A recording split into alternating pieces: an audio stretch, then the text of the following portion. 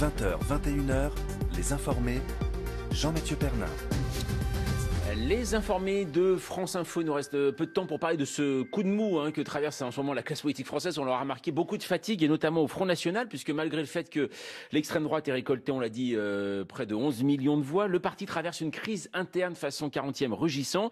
Il y a bien sûr Marion Maréchal Le Pen qui jette l'éponge, pour l'instant, puis Marine Le Pen qui s'interroge sur le fait de se présenter ou non aux législatives à Hénin-Beaumont, et maintenant c'est Florian Philippot, et oui, le fidèle, qui menace de quitter le Front National si celui-ci renonce à la sortie de l'euro. Distribution de chocolat et photos de Brigitte Bardot avec Labrador incluse pour se consoler.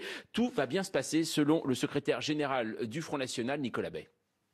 Florian Philippot a exprimé sa position personnelle. L'heure est à la mobilisation. On est à moins d'un mois aujourd'hui des élections législatives. C'est pas d'opposition à cette politique.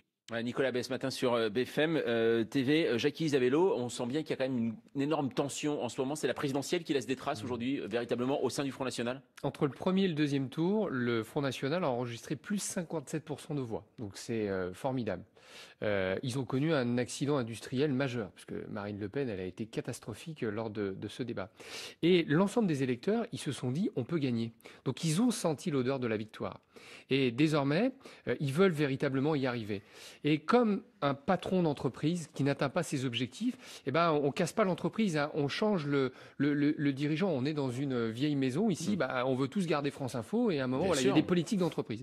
Et Marine Le Pen, moi je fais partie de ceux qui, dès le lendemain du deuxième tour, ou dès le lendemain du débat, on dit Marine Le Pen, elle va payer cette erreur stratégique majeure. Donc c'est en train de se mettre en place. Et puis le coup politique qui est très malin, hein, Cincinnatus qui retourne après un combat qu'elle n'a pas mené dans ses champs, Marion Maréchal qui reviendra. Mais là, elle est en train de leur mettre une pression de dingue, mais c'est surtout leurs électeurs. Leurs électeurs, ils voulaient gagner, ils y croyaient vraiment, et il va falloir faire quelque chose. Nicolas Prissette, décidément, cette histoire d'euro très compliquée. Avant, c'était très simple, c'était limpide au Front National, et depuis cette présidentielle, ce second tour, et l'alliance avec Nicolas Dupont-Aignan, tout a explosé en fait.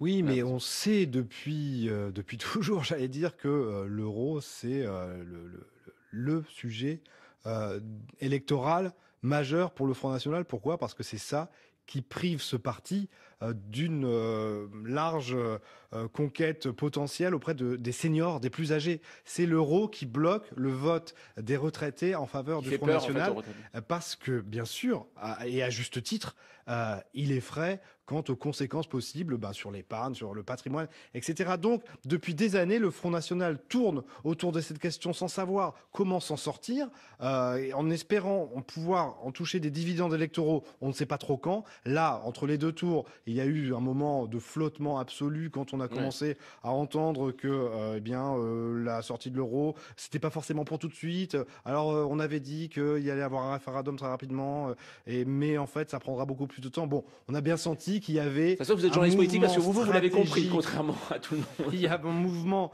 stratégique in extremis, soit de dernière seconde, pour tenter d'imaginer, espérer remporter le second tour, alors que faut pas se raconter d'histoire. Depuis le début de la campagne électorale, les cadres du Front National savent bien qu'ils ne pourront pas remporter cette élection, que Marine Le Pen la perdra. Aucun sondage ne l'a jamais donnée gagnante. Éric Scholl, cette histoire d'euro, est-ce que justement, à Cour internationale, vous regardez ça de près, est-ce que l'euro, c'est aussi ce qui divise dans les partis populistes européens? Est-ce que c'est aussi problématique que le Front National, ou la question est tranchée? C'est un débat, par exemple, en Italie, c'est un débat. On a vu, d'ailleurs, il y a eu des études qui ont été faites à un moment, qui ont essayé d'être reprises par les mouvements populistes. Et on a vu, d'ailleurs, le mouvement des 5 étoiles qui a changé d'attitude sur l'euro. Donc oui, ce débat, il ne se limite pas qu'à la France.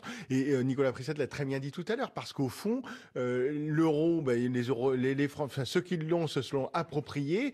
Et on voit bien qu'aujourd'hui, il y a une grande inquiétude en France, par exemple, à la perte de l'euro. Et c'est ça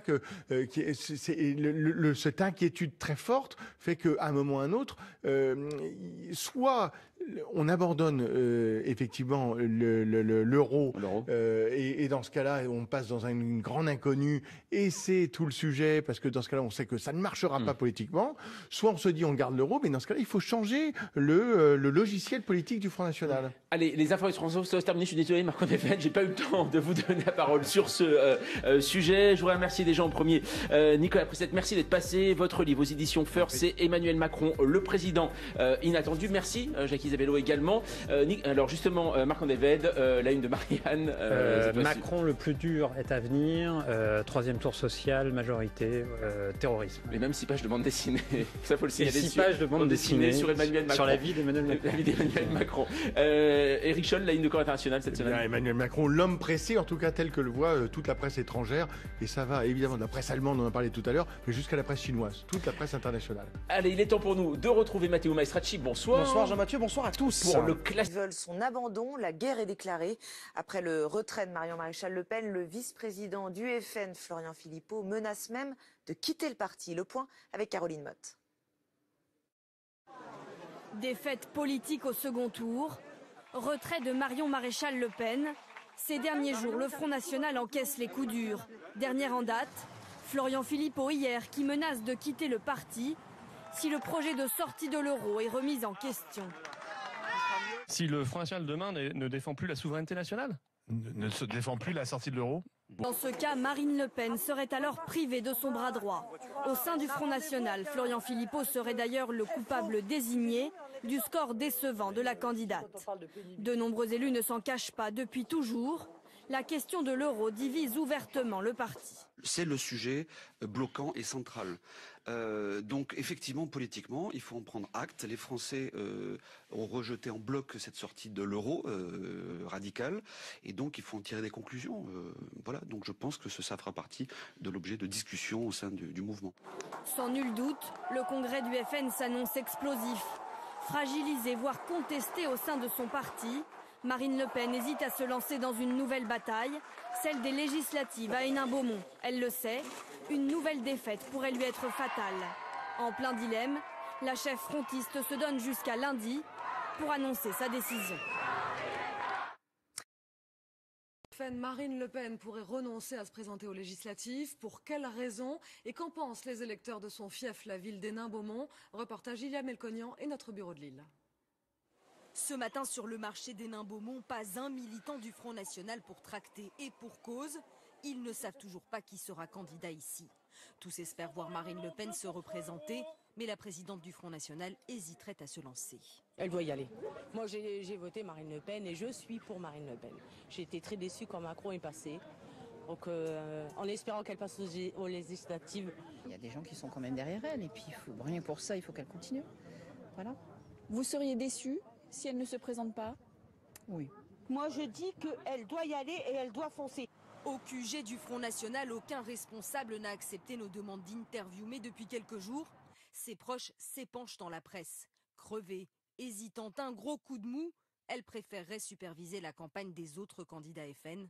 En réalité, la semaine a été difficile. Le retrait de la vie politique de Marion Maréchal Le Pen et les vives critiques à l'égard de la ligne de son bras droit Florian Philippot l'affaiblissent. Elle ne serait pas prête à repartir au combat. Il y a la peur d'un nouvel échec, d'une nouvelle défaite, après l'échec retentissant du deuxième tour de la présidentielle, après l'échec que fut le débat qui a nui profondément à sa crédibilité, à sa présidentialité, après l'échec des régionales de décembre 2015 dans la région Hauts-de-France, et puis déjà après l'échec des législatives il y a 5 ans à Hénin-Beaumont. Donc il y a la peur de l'échec. Marine Le Pen arpentera-t-elle comme en 2012 les marchés d'Hénin-Beaumont? La liste des investitures sera publiée lundi prochain. Bayrou ne décolère pas. La composition de la liste des investitures pour les législatives dévoilée hier ne respecterait pas l'accord conclu selon lui avec Emmanuel Macron. Le président du MoDem a déclaré qu'il ne laisserait pas faire ça. Mickaël Guilleux, Élodie Delvoye et Marine Zambrano. François Bayrou est arrivé tôt cet après-midi pour un bureau politique décisif où va se jouer l'avenir de l'alliance avec La République En Marche. Ce soir, devant le siège du MoDem, les dirigeants expriment une volonté d'apaisement. Vous êtes en colère comme François Bayrou? Je suis naturellement serein. Non, pas du tout en colère. On a fait une belle campagne présidentielle ensemble et on va faire de belles législatives ensemble. Mais il le réaffirme, le contrat n'a pas été respecté. Il y avait un accord global sur une présence du MoDem à l'Assemblée nationale. Et naturellement, ceci s'est fait dans un cadre précis. Sur les 428 candidats investis par La République En Marche, 35 seulement appartiennent au MoDem. François Bayrou prétend qu'Emmanuel Macron lui en avait promis 120. Mais cet accord a-t-il vraiment existé? Ce matin, le secrétaire général de La République En Marche est catégorique.